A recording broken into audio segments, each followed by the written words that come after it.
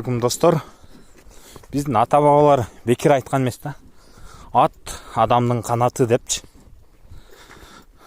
Атаң барда эл таны, атың барда жер таны дейби.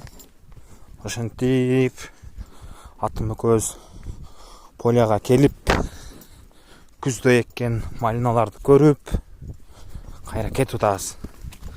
Канаты менен учуп жүрөбүз. Жерлерди танып, буюрса